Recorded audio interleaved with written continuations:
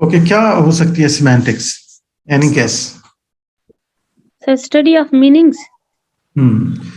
Study of meanings होगी, बिल्कुल। ये तो इतना तो आपको पता है। सीमा मीन मीनिंग। के लिहाज से बिल्कुल।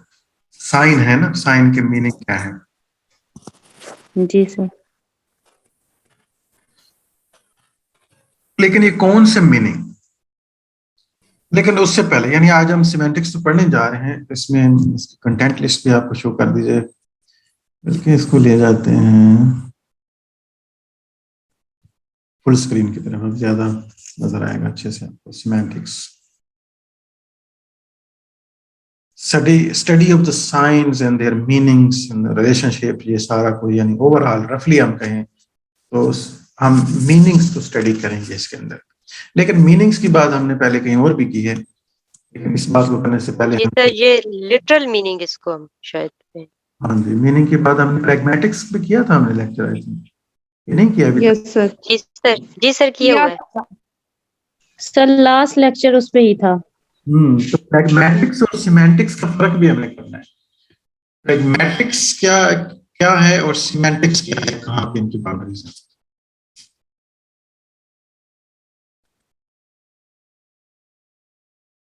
सो हम इसको देखेंगे, इसका तारुफ क्या है, सिमेंटिक्स है क्या। बहुत ज्यादा हिस्ट्री में तो नहीं जाएंगे, हिस्ट्री में आप पहले जानते हैं, हमने हिस्ट्री का एक लेक्चर किया हुआ है। ग्रीक में मीनिंग से ही बात स्टार्ट हुई थी। उसके बाद हम देखते हैं कि फीचर एनालिसिस क्या है, जिसमें मेन डायमेंशन है ना, वो तीन हम इसको देखेंगे। एक सिमेंटिक रूल्स की एक थ्योरी है।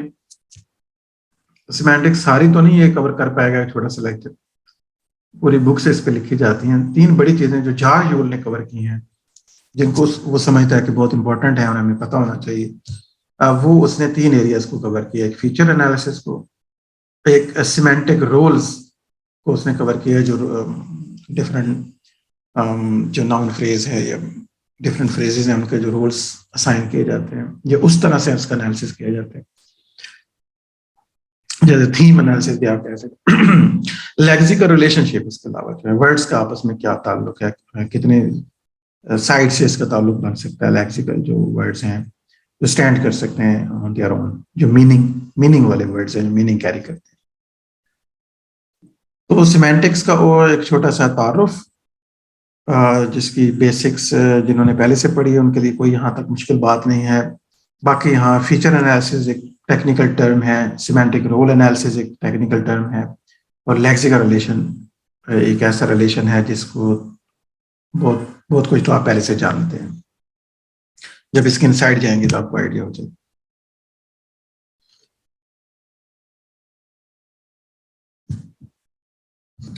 So semantics is the study of meaning of words, phrases and sentences. तो ओवरऑल हम कह सकते हैं मीनिंग की स्टडी, मतलब क्या है, मीनिंग क्या होता है, क्या कैसे हम डिटरमिन करेंगे, क्या या कैसे करना चाहिए, एनालिसिस कैसे करते हैं मीनिंग की साइड का। In semantic analysis, there is always an attempt to focus on what the words conventionally mean, rather than on what an individual speaker might think they mean or want them to mean on a particular occasion. तो किसी particular occasion पे contextual जो meaning है, ये एक person के जो intended meaning है, वो क्या कहना चाहता है, इससे इसका ताल्लुक नहीं है। ठीक है, वो हमने प्रैग्मेटिक्स में पढ़ा। Invisible meaning, intended meaning, contextual meaning,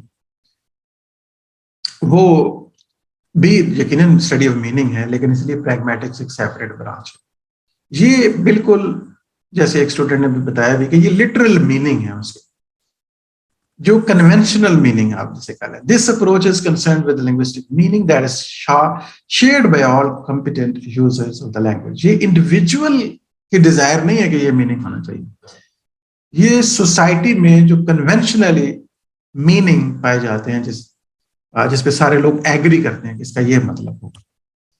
मेरे हाथ में कप है, इस कप के लिए हमने सोसाइटी ने फैसला कर लिया कि इसका नाम कप होगा, और ये बॉटल से एक अलग चीज होगी। कप और चेयर ये अलग वर्ड है और अलग चीजों को सिग्निफाई करेंगे, तो बस फिर इसका मतलब यही हो। तो मतलब कौन तय करता है? सोसाइटी का ये म्यूचुअल एग्रीमेंट होता है और इसके पीछे कोई लॉजिक और रिलेशनशिप नहीं होता। ये सॉर्सर की थ्योरी में हमने कुछ अर्सा पहले शायद इस पर डिस्कस किया है, शायद मुझे याद नहीं आपकी क्लास के साथ ही हुआ है कि आर्बिट्रेरीनेस का एक टर्म हम यूज करते हैं, आर्बिट्रेरीनेस। तो आर्बिट्रेरीनेस क्या होता है कि वर्ड्स एंड देयर मीनिंग जो बेसिकली कन्वेंशनल है और नॉन लॉजिकल और नॉन नेचुरल है। क्योंकि इससे पहले समझा ये जा रहा था कि मीनिंग्स जो होते हैं वर्ड्स और जो मीनिंग है, जहां पे ग्रीक में इस बात पे बहस स्टार्ट हो गई थी कि लफ्ज और उसके मीनिंग का ताल्लुक फितरतन है कि लफ्ज के अंदर फितरतन उसके मीनिंग रख दिए गए हैं, ठीक है, या फिर मीनिंग जो है ना वो कन्वेंशंस पे बेस करते हैं। क्रेटाइलस की वो बुक आपको शायद याद होगी, बुक का नाम है क्रेटाइलस। याद है वो डिबेट क्या थी, दो कौन से कॉन्सेप्ट्स थे, किसी को याद है? प्लेटो की जो book. Yes sir, yes sir. Sir उसमें दो कॉन्सेप्ट ये थे, एक होमोजेनस का कॉन्सेप्ट था, वो ये कहता था कि देयर इज नो नेचुरल और inherent relationship between the words and the object. और एक दूसरा क्रेटाइलस का कॉन्सेप्ट था जो कि कहता था कि ये एक इनहेरेंट या एक इनबॉर्न रिलेशनशिप होता है वर्ड्स के साथ और जो इमेजेस हैं उनके साथ। तो एक आर्बिट्रेरीनेस का था जिसको सॉशर भी आगे उसको लेके चलता है, आर्बिट्रेरीनेस का कॉन्सेप्ट, और एक इसेंशियलिस्ट जो कि क्रेटाइलस का था। और प्लेटो जो था वो इस पे फोकस करता था कि ये जो इसेंशियलिस्ट या नेचुरलिस्ट है ना, इसको वो फोकस करता था, जबकि आगे फिर सॉशर जो है वो उसको आर्बिट्रेरीनेस को फोकस करता है, वो उसका फोकस पॉइंट है। ये जो एसेंशियलिज्म की थ्योरी है ना, ये प्लेटो के आने के बाद इसे अरिस्टोटल ने रिजेक्ट नहीं किया। बड़ी मजे की बात है, अरिस्टोटल ने अक्सर थ्योरीज जो है वो चेंज की, मॉडिफाई की हैं प्लेटो को, लेकिन यहाँ वो एग्री कर रहे हैं अपने टीचर के साथ मुकम्मल तौर। और ये कॉन्सेप्ट फिर सारे डार्क एजेस में, जैसे मिडिल एजेस कह रहे हैं, डार्क एजेस कह रहे हैं, ये चलता रहा है कि एसेंशियलिज्म ही कॉन्सेप्ट समझा जाता था। ये बहुत बाद में आके आप देखते हैं कि जब सॉशर जो है इस बात को उठाता है, और कंपैरेटिव लिंग्विस्टिक्स भी खैर इस बात को नोट कर रही थी कि जब डिफरेंट लैंग्वेजेस के डिफरेंट वर्ड्स डिफरेंट चीजों को रेफर कर रहे थे, ठीक है, जैसे चेयर है इंग्लिश में तो उर्दू में कुर्सी है, तो कुर्सी और चेयर दोनों बिल्कुल अगर इनहेरेंटली इनके अंदर मीनिंग होते तो फिर एक ही वर्ड हर लैंग्वेज में होना चाहिए था, या उसके अंदर उसकी खसूसियात होनी चाहिए। लेकिन पहले यही समझा जाता था लफ्जों के अंदर कुदरतन फितरतन एक खसूसियत पाई जाती है और मीनिंग उसके अंदर इनहेरेंटली होते हैं। क्योंकि जबान को समझने का कॉन्सेप्ट भी इनका पुराना था ना, जबान ये समझी जा रही थी कि ये इंसान पैदा होता ही लेकर पैदा होता है वो जबान, यानी नेचर की तरफ से इनहेरिट करता है। अब हमें पता है कि हम लैंग्वेज इनहेरिट नहीं करते, कैपेसिटी टू लर्न इनहेरिट करते हैं, लैड जिसे आप कह लें, बट हम लैंग्वेज इनहेरिट नहीं करते जिस तरह बाकी चीजें इनहेरिट करते हैं। जैसे एनिमल पे एक्सपेरिमेंट हुआ है ना, आप एक बिल्ली का बच्चा लेके चाहे उसे आप मुर्गियों के साथ पालें, वो तब भी मियाऊ ही करेगा बड़ा होकर, ठीक है, वो अपनी जबान ही बोलेगा, वो चिकन के साथ वो चू चू नहीं करेगा। लेकिन एक बच्चा जो जापान में पैदा होता है तो उसे जापानीज लैंग्वेज इनहेरिट करनी चाहिए, लेकिन अगर आप उसे पैदा होते साथ ही अमेरिका में पालते पूछते हैं तो वो बड़ा होकर इंग्लिश बोलेगा। इसका मतलब है लैंग्वेज कल्चर से ट्रांसफर होती है, जीन से ट्रांसफर नहीं होती।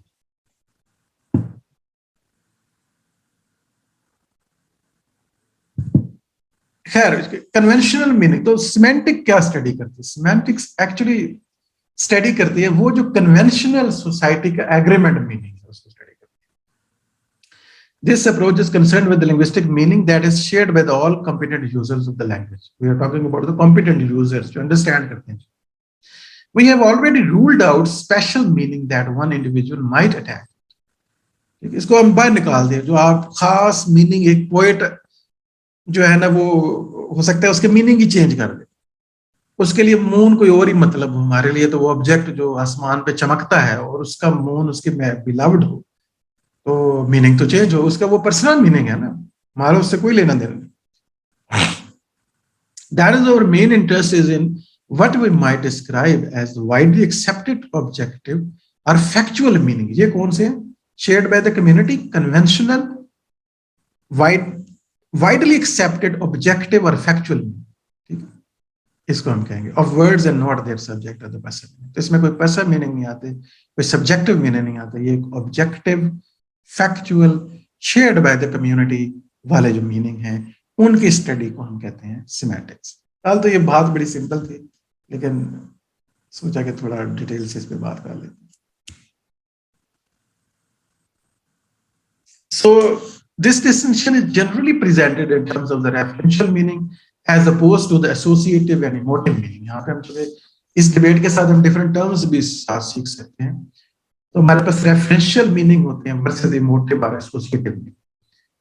ठीक है, यहाँ से हमें फर्क दो बड़े क्लासिफाई हो जाते हैं, दो बड़े टाइप्स में मीनिंग डिवाइड हो जाते हैं. जैसे रेफरेंशियल मीनिंग जो कन्वेंशनली चीजों को रेफर करते हैं, बुक का मतलब है पार्टिकुलर ऑब्जेक्ट को रेफर करते हैं, एज अपोज टू एसोसिएटिव और इमोटिव मीनिंग. इमोटिव यहाँ इमोशन से, एक वो जिसके साथ इमोशनल आपका कोई ताल्लुक डेवलप हो जाए, एक और एसोसिएशन के साथ आप उसके मीनिंग चेंज कर देते हैं या एसोसिएट करते हैं. सच इज फीलिंग और the reaction to words that may be found among some individual और the group but not others. Referential meaning conveys those basic essential component of the meaning that are conveyed by the literal use of the word. वो जो literal meaning है, ठीक है, वो जो objective meaning है, वो जो referential meaning जिसे हम कहते हैं, it is the type of meaning that dictionaries are designed to describe. तो जब डिक्शनरी आप खोलते हैं उसमें कौन से मीनिंग लिखे होते हैं? रेफरेंशियल मीनिंग, जिसको हम अब denotative meaning भी कहते हैं. Referential, denotative, objective. Some of the basic components of the words like needle in English might include, अब example देखने जो आज मैंने यहाँ पे जो दिए. Needle जो है, needle का क्या मतलब है? Thin sharp steel instrument. Dictionary meaning होगा. एक thin sharp एक इंस्ट्रूमेंट होता है, उसको हम needle कहते हैं. These components would be part of the referential meaning of the needle. यानी उस needle के अंदर ये different components होंगे, वो thin होगी, sharp होगी, एक instrument होगा. However, different people might have different association or the connotation attached to the word like needle. तो दूसरी meaning है connotative meaning, यानी denotative जो dictionary के अंदर लिखे हैं thin sharp steel instrument, बस ये meaning है. लेकिन connotative या emotional जो meaning है, emotive meaning, associative भी आप इसे कह सकते हैं, वो डिफरेंट हो सकते हैं तजर्बे की बुनियाद पे, एसोसिएशन की बुनियाद पे. They might associated with pen, may be needle mean pen हो आपके लिए, इलनेस हो, ब्लड, नीडल का मतलब जिनका नीडल मार के ब्लड निकालने का सीन उन्होंने देख रखा है, for them needle mean blood. और ड्रग, ठीक है, नीडल का मतलब ड्रग भी हो सकता है. और थ्रेड और knitting are hard to find, especially in the hasting, जैसे वो मुहावरे में. So, and these association may differ from one person to the next. These association can't be the part of the words referential meaning. इन चीजों को हम dictionary में नहीं डालते और इनको अलग से स्टडी तो किया जा सकता है, लेकिन किसी को हम पोएट्री में स्टडी करेंगे, तो किसी को प्रैग्मेटिक्स में, तो किसी को डिफरेंट ब्रांचेस में हम इसको देख लेंगे, लेकिन हम सिमेंटिक्स के दायरे से ये चीजें बाहर हों.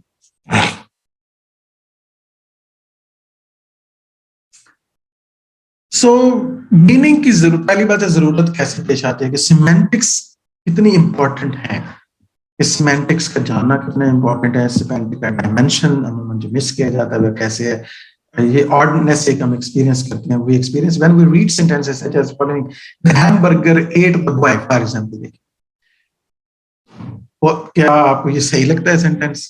The table listens to the radio, the horse is reading the newspaper. Problem क्या है? We should first note that the oddness of these sentences doesn't derive from their syntactic structure.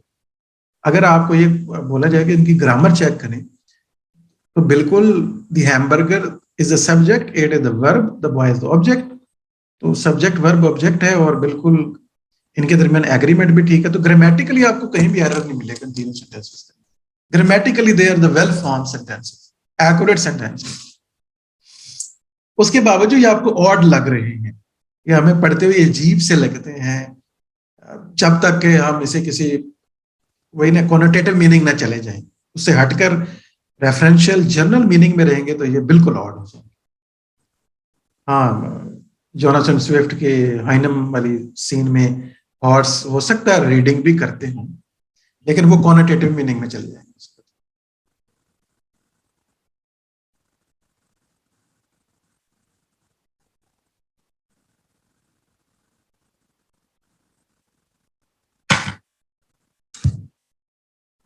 We should first note that the oddness of these sentences doesn't derive from their syntactic structure. Syntactic structure बिल्कुल ठीक है, grammar ठीक है, syntax आपको पता है sentence की grammar हो गया।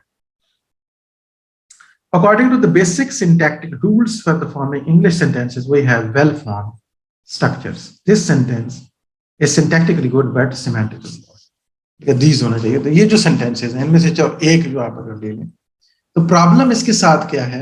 प्रॉब्लम ग्रामेटिकल नहीं है, प्रॉब्लम सिमेंटिकली है। ठीक है, अब आने वाली थीरीज को भी आप अंडरस्टैंड कर सकते हैं यहां से कि इसका जो इश्यू है ना, the hamburger ate the boy, basically ये ग्रामर तो बिल्कुल ठीक है, कहीं से भी इसमें फॉल्ट नहीं है। फॉल्ट अगर इसके अंदर है तो वो है इसकी सिमेंटिक्स का इश्यू है। ओके, सिमेंटिकली ये इनकरेक्ट है, अनएक्सेप्टेबल है, क्योंकि जब सिमेंटिक्स के रूल लगाते हैं तो वहां ये प्रॉब्लम में आ जाएगा, फॉल्ट इसका पकड़ा जाएगा सिमेंटिकली।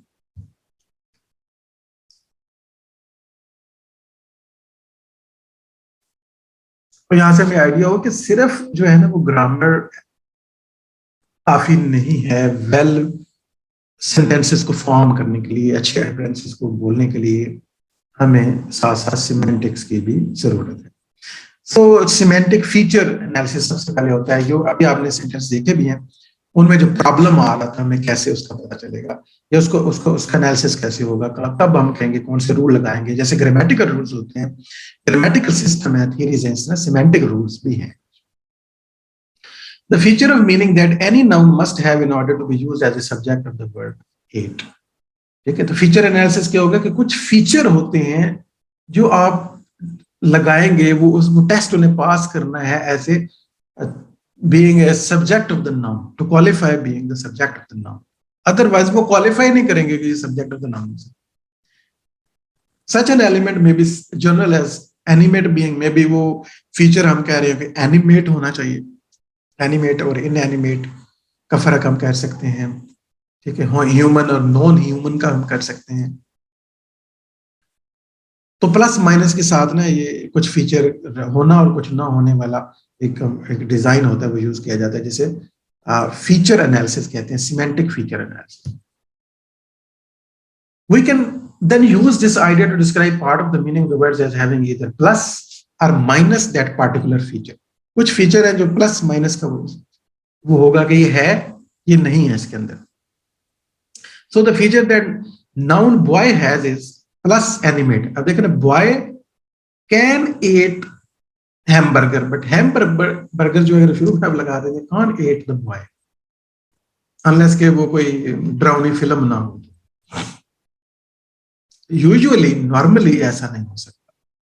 तो नॉर्मली उसको कहते हैं हम ग्रामेटिकली सेंटेंस ठीक है, हम कहेंगे कि ये सिमेंटिकली गलत है। और सिमेंटिक फीचर अगर एनालिसिस अप्लाई करेंगे तो हम कहेंगे कि सब्जेक्ट को क्वालिफाई करने, अगर उसने कोई वर्ब जो ईट वर्ब है वो जरूरी है कि उसका सब्जेक्ट में एनिमेट हो, ठीक है, क्योंकि जिंदा चीजें खाती हैं ना। So that denotes N animate being, यानी एनिमेट प्लस एनिमेट का मतलब है कि animate being. And the feature that the noun hamburger has is minus animate, so does not denote an animate being.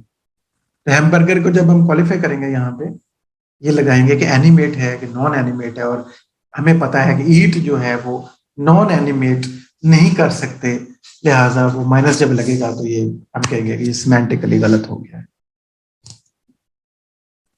जैसे हम सब्जेक्ट और प्रेडिकेट जो sentence के दो बड़े पार्ट होते हैं उनमें एक एग्रीमेंट ढूंढते हैं ना, तो यहाँ भी डिफरेंट फीचर में वो क्वालिफाई नहीं करता एज ए सब्जेक्ट। हम कहेंगे ये हैमबर्गर जो है वो क्वालिफाई नहीं करता, ईट से पहले नहीं आ सकता, इसलिए सिमेंटिकली ये सेंटेंस गलत है।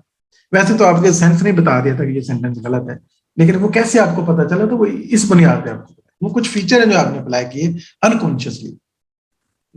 अब थ्योरेटिशियन क्या करते हैं कि वो जो आपने एक्शन किया है उसको उन्होंने रैशनलाइज किया है यहाँ पे। So features such as plus animate, minus animates, plus human, non-human, plus female, minus female, for example, can be treated as the basic elements involved in differentiating the meaning of each word in a language from every other word. कोई भी जितने भी आप word लगाएंगे, subject लगाएंगे, वो उसमें हम ये प्लस माइनस कुछ फीचर्स हैं उनके अंदर होने चाहिए, नहीं होने चाहिए, या आमतौर पे यही हम लगा के ये टेस्ट करते हैं कि सिमेंटिकली ये वेल फॉर्म्ड सेंटेंस है कि नहीं। We can then predict which noun, for example hamburger, horse, table, would make the sentence semantically odd और नॉट, कि ये वो क्वालिफाई करेंगे कि नहीं इसके ऊपर। Some verbs may simply require subjects that have the feature plus animate, while others will be more specific and need plus human.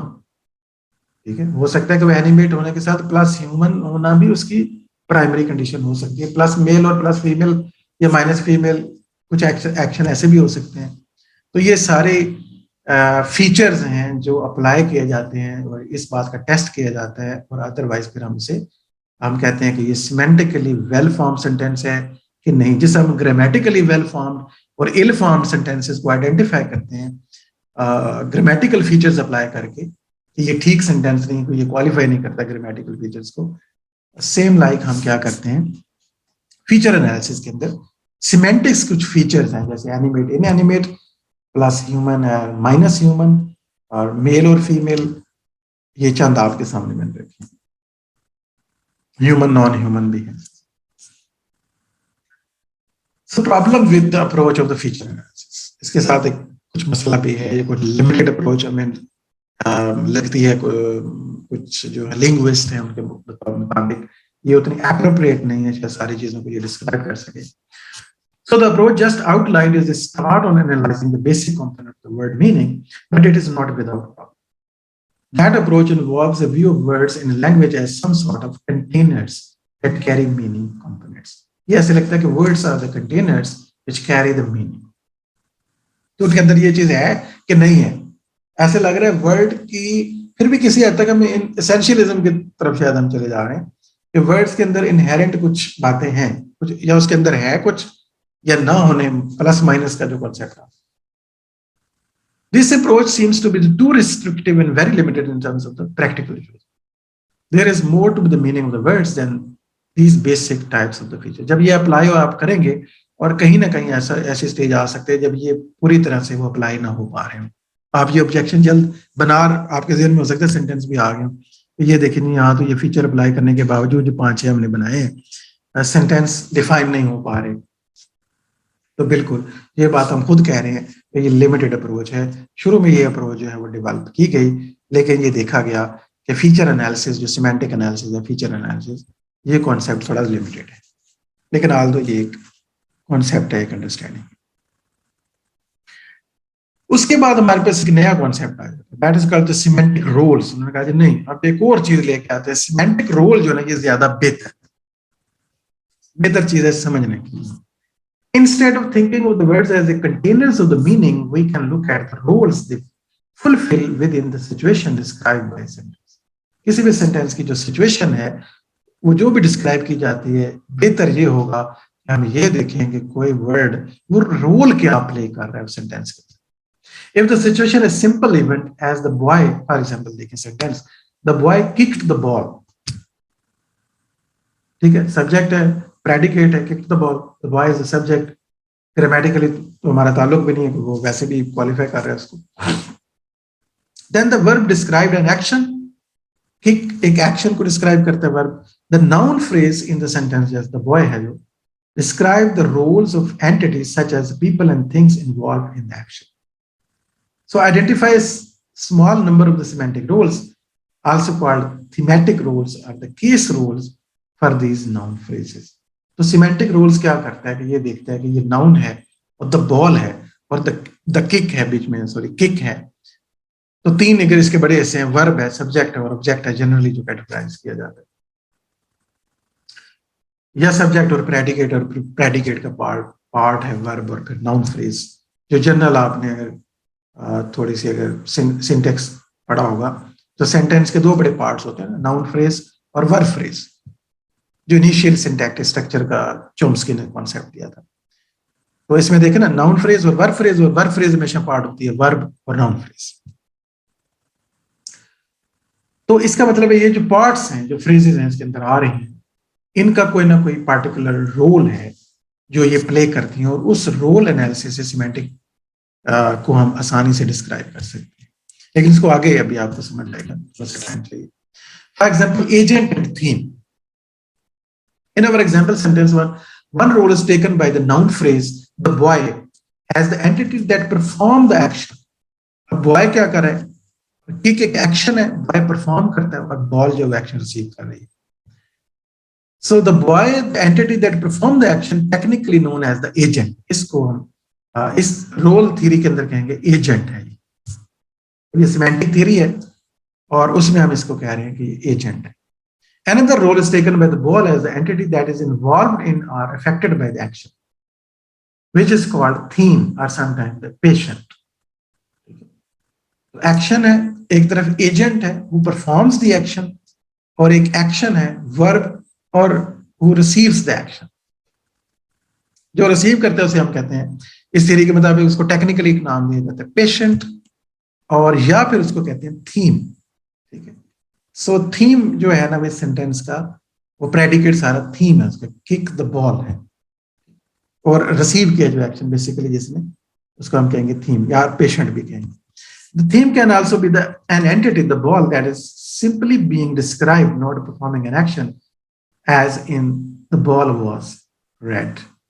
ठीक है, the ball was red में कोई एक्शन तो परफॉर्म नहीं हुआ, लेकिन एक चीज डिस्क्राइब हुई है, तो हम कहेंगे कि बॉल जो है वो एजेंट है और थीम इसका है रेड।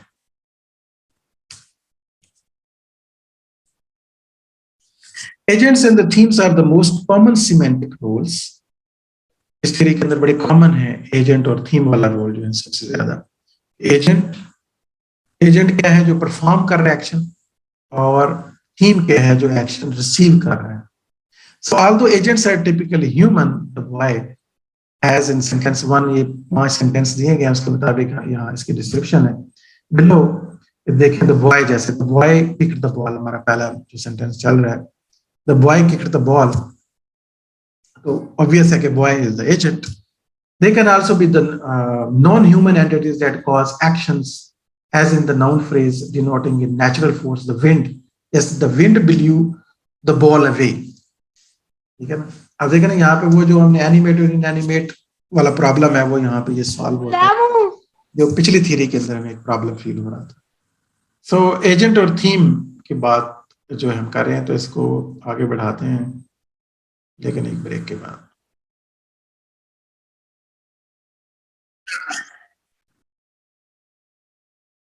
ओके, तो हम देख रहे हैं वो है कि एजेंट कौन है, और डिफरेंट जो लेबल हम रोल जो है वो प्ले करेंगे, डिफरेंट रोल्स हमने अंडरस्टैंड करना है। फॉर एग्जांपल नंबर 1 सेंटेंस में हमने कहा कि क्या है, ह्यूमन है द बॉय। ठीक है, एंड दूसरे सेंटेंस में देखें द ब्लू जो है, the wind blue the ball away. ठीक है, पहले सेंटेंस में और दूसरे में, दोनों में आप देखेंगे जो पेशेंट है वो बॉल है। ठीक है, लेकिन एनिमेट और इनएनिमेट वाली वो कैटेगरीज जो है वो आप देखते हैं कि यहाँ फिट नहीं बैठनी। So they can also be the non-human entity that cause action। So in the noun phrase denoting a natural force, the wind, a machine जैसे car ran over the ball, तीसरे में मशीन ने वो action कर दिया, or a creature, the dog caught the ball, possible है, and all of which affect ball as the same in example 2 and 4। So the theme is typically non-human but can be human, the boy, as in the last sentence, the dog chased the boy। अब यहाँ देखें theme जो है ना वो human है, और यहाँ पे एजेंट जो है वो कौन है, डॉग है। ये आता कि एनिमेट तो है लेकिन ह्यूमन नहीं। इन एनिमेट चीजें भी एक्शन को परफॉर्म कर सकती हैं, जैसे हमने देखा था car rain over the ball, उसके अलावा the wind blue the ball away. तो यहाँ पे आपको क्लियर हो गया होगा कि एजेंट और theme or patient slash or कर सकते हैं, उससे हम इनको आइडेंटिफाई कर रहे हैं जी।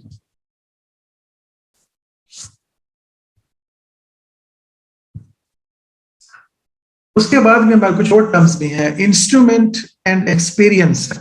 हमने इस बात को समझा, if an agent uses another entity in order to perform an action, that other entity fills the role of instrument। तो एक और रोल भी होता है, वैसे कहते हैं इंस्ट्रूमेंट, क्योंकि एजेंट अगर एक और चीज यूज करता है एक्शन परफॉर्म करने के दरमियान में, तो हम उस एलिमेंट को, उस रोल को कहेंगे कि वो इंस्ट्रूमेंट है। In the sentence the boy cut the rope with an old razor. अब गौर करें, the boy cut the rope, boy ने एक्शन तो परफॉर्म किया, so boy is the agent. Cut एक एक्शन है, रोप को काटा गया तो पेशेंट तो वो है, लेकिन विद एन ओल्ड रेजर। अब ये क्या है, ओल्ड रेजर बीच में क्या है, सिमेंटिकली, सिमेंटिक रोल कॉन्सेप्ट के मुताबिक वो इंस्ट्रूमेंट है। द नाउन फ्रेज जो आ रही है बीच में, an old razor is being used in the semantic role of instrument. हमें से इसके पास एक सिमेंटिक रोल अलग है, वो है इंस्ट्रूमेंट का। Note that the preposition with is often a clue that the following noun phrase has the role of instrument in English। तो विद के साथ हमेशा ही वो एक इशारा होता है, इसका मतलब है कोई इंस्ट्रूमेंट यूज हो रहा है एक्शन को परफॉर्म करने के लिए। सो देखिए, the boy cut the rope with an old razor. So boy is the agent, cut is the action, and the rope is the patient is या theme, and with an old razor. Old razor क्या है, इसके पास एक नया role है, वो है instrument का, क्योंकि ये इंस्ट्रूमेंट बना है वो सारे एक्शन को परफॉर्म।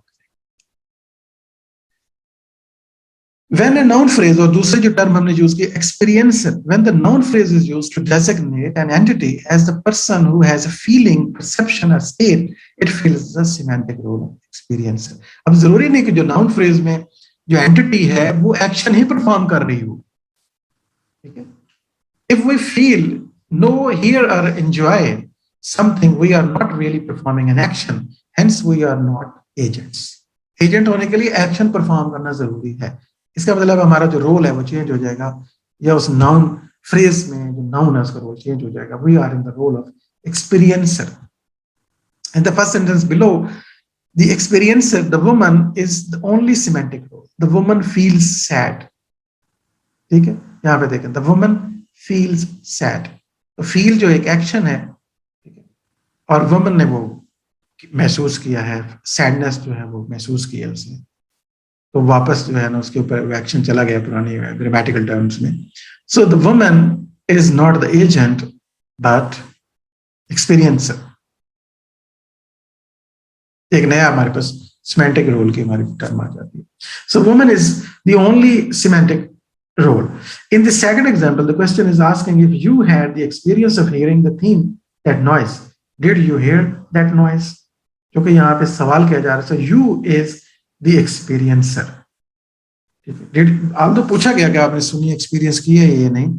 सो सुनना जो है या फील करना जो है, हम उसे कहेंगे you is the not the agent but the experience, and noise is the theme.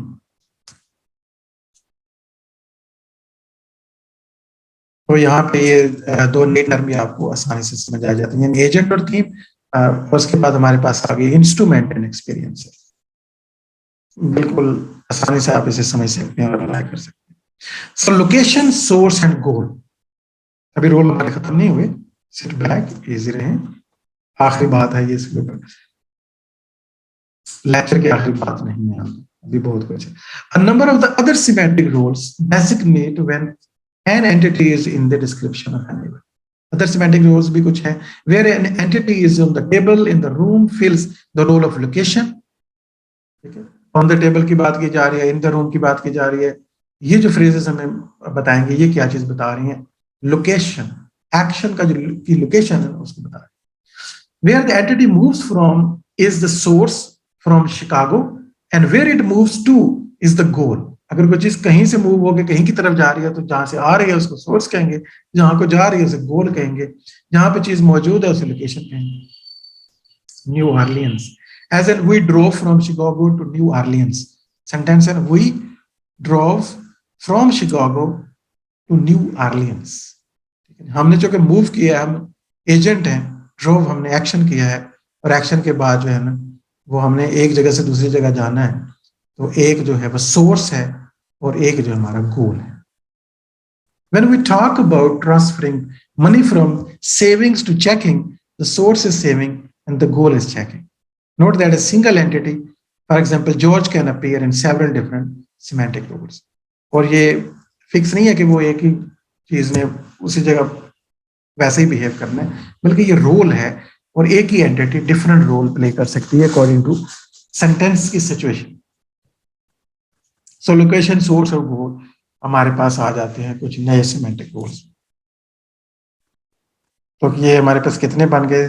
Location, source, goal, theme, agent, experiencer और इंस्ट्रूमेंट. यहाँ पे देखें आपके सामने कुछ सेंटेंसेस हैं. Mary saw a fly on the wall. इसको हम लेबल कर रहे हैं. ये देखिए, Mary saw a fly on the wall. So Mary जो है वो एक्सपीरियंसर है, वो देखती है, और दरम्यान में यकीनन वर्ब में एक्शन है. So a fly is the theme. क्या उसने देखा? फ्लाई. ऑन द वॉल उसकी location. She borrowed magazine from George. She is action जो बारोड है, तो शी इज द एजेंट, और मैगजीन जो है वो थीम है. From George, George is the source. She squashed a bug with the magazine. So she performed the action. She is an agent. Squashed, as an action है. The bug is the theme, and with the magazine, with जैसे हमने कहा था वो instrument होते हैं. Magazine के साथ उसको स्क्वैश कर दिया बेचारे बग का. So she handed the magazine back to George. Back to George. So she is the agent who handed the magazine is the theme. Patient और theme दोनों एक ही, दोनों के लिए हम यूज कर सकते हैं वर्ड को. ये दोनों रोल एक दूसरे की जगह पे यूज हो सकते हैं. सो बैक टू जॉर्ज, ये गोल है. ठीक है. पॉल जी थैंक्स सैड जॉर्ज. जी थैंक्स सैड जॉर्ज. सो जॉर्ज ने चूंकि ये कहा है, सो ही इज द एजेंट. उसके बाद हमारे पास सिमेंटिक्स में अगली जो इम्पोर्टेंट डायमेंशन है, जैसे हमने शुरू में कहा था कि इंट्रोडक्शन करेंगे, फिर हम ये चीज देखेंगे, फिर लेक्सिकल रिलेशन की बात करेंगे, फीचर एनालिसिस कॉन्सेप्ट को समझेंगे, फिर रोल्स जो है सिमेंटिक रूल्स हैं वो कौन कौन से हैं, उनको कैसे अप्लाई करते हैं, और लेक्सिकल रिलेशनशिप एक अगला डायमेंशन है. So not only can word be treated as container of the meaning, जैसे आपने पहले कहा, फीचर्स और कंटेनर ऑफ द मीनिंग है वर्ड्स, और as fulfilling roles in the event. जैसे दूसरी बात हमने की, they can also have relationship with each other. तो वर्ड्स का जो है ना सिर्फ सेंटेंस में एक रोल होता है, ना सिर्फ ये कि वो कुछ मीनिंग इनहेरेंट कर रहे होते हैं, कंटेनर के तौर पे हम उनको देख सकते हैं, रोल के तौर पे देख सकते हैं, उसके अलावा हम वर्ड्स और उसके मीनिंग को उनके रिलेशनशिप में भी देख सकते हैं, आपस में relationship. In everyday talk, we often explain the meaning of a words in terms of their relationship. If we are asked the meaning of word conceal, for example, अगर किसी से पूछा जाए कि conceal का क्या मतलब है, for example, we might simply say it is the same as height. यानी हम synonym उसके जगह पे बताने की कोशिश करते हैं. Or give the meaning of the shallow as the opposite of the deep. ठीक है. Sometime हम बिल्कुल उसके close जो word उसको describe कर रहा है उससे हम बताते हैं, समझाते हैं, या फिर आप opposite word देते हैं. Or the meaning of the pine as a kind of tree. या इस तरह से हम कहते हैं. In doing so, we are characterizing the meaning of each word, not in terms of its component features, but in terms of its relationship to other words. तो यहाँ हम उसके component feature analysis नहीं कर रहे, ना रोल की बुनियाद पे कह रहे होते हैं, बल्कि हम अक्सर words को classify करते हैं, अक्सर उनको समझते हैं उनके आपस में ताल्लुक से. This approach is used in the semantic description of the language and treated as the analysis of lexical relations. ये तीसरी टाइप का एनालिसिस है जो वर्ड्स का हम करते हैं, वो है lexical relationships. The lexical relation we have just exemplified are synonymy, जैसे concealed और hide है, antonymy है shallow or deep, and hyponymy pine and tree. ये different relationship हैं जिनको हम थोड़ा थोड़ा भी समझते हैं. For example, synonyms जो हैं या synonymical relationship क्या है? Two or more words with very close related meaning are called synonyms. They can often, though not always, be substituted for each other in sentence. In the appropriate circumstances, we can say what was his answer or what was his reply with much the same meaning. Synonyms वो close related words हैं जिनको हम एक दूसरे की जगह पे use कर सकते हैं।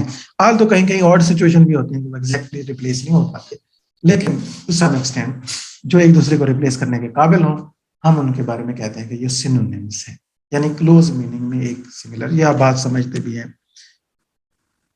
कोई इतनी मुश्किल बात नहीं है। और इसके बिल्कुल अपोजिट जो चीज इस्तेमाल होती है वो एंटोनिम्स हैं। Two forms with opposite meanings are called, opposite meaning same meaning, यानी सिनोनिम्स एंड एंटोनिम्स। ये बात बिल्कुल आप जानते हैं, जस्ट हम रिपीट कर रहे हैं। So antonyms are usually divided into three main types. Gradable होते हैं अपोजिट अलोंग अ स्केल, जैसे अगले एग्जांपल एक आती है इसकी। नॉन ग्रेडेबल जैसे डायरेक्ट अपोजिट्स एंड रिवर्सिव्स होते हैं। तो ये तीन किस्म के एंटोनिम्स हो सकते हैं, ग्रेडेबल, नॉन ग्रेडेबल एंड रिवर्सिव, जो एक्शन को रिवर्स करना। We can use gradable antonyms in comparative constructions involving adjectives, as in these underlined example. I am smaller than you, and slower, sadder, colder, shorter, older, but luckily quite a bit richer. तो ये जो comparative situation में आप use करते हैं इनको हम gradables antonyms कह सकते हैं, एक दूसरे की जगह पे जो आएंगे। and non gradable antonyms वो होंगे जो कॉम्प्लीमेंट्री हैं। Comparative constructions are not normally used, we don't typically describe someone as deader or more dead then another. ठीक है, द पर्सन इज डेड, मतलब है कि उसको डिग्री पे हम नहीं लेके जा सकते। सो नॉन ग्रेडेबल सिनोनिम और एंटोनिम्स भी होते हैं। Reversives for example enter exit, pack unpack, lengthen shorten, raise lower, tie untie. Reversive जो बिल्कुल उल्टे मीनिंग में चले जाए, लेकिन इन शॉर्ट कहने का पर्पस है कि एंटोनिम क्या होते हैं, हैविंग द अपोजिट मीनिंग। यहां तक तो बात बिल्कुल क्लियर है। यहां हो सकता है थोड़ी सी नई टर्म आपके लिए हो, और ये लेक्सिकल रिलेशनशिप एक और भी होता है, और वो है hyponymy. So when the meaning of the one form is included in the meaning of the another, relationship is described as hyponymy. ठीक है, जब एक का मतलब दूसरे के अंदर पहले से ही मौजूद हो। एग्जाम्पल आर द पेयर्स, जैसे एनिमल, हॉर्स। ये देखिए, एनिमल जो हॉर्स है वो एनिमल भी है। ठीक है, तो एनिमल के अंदर हॉर्स के मीनिंग इंक्लूसिव है। इसी तरह इंसेक्ट, आंट एंड फ्लावर रोज के दरमियान जो ताल्लुक है,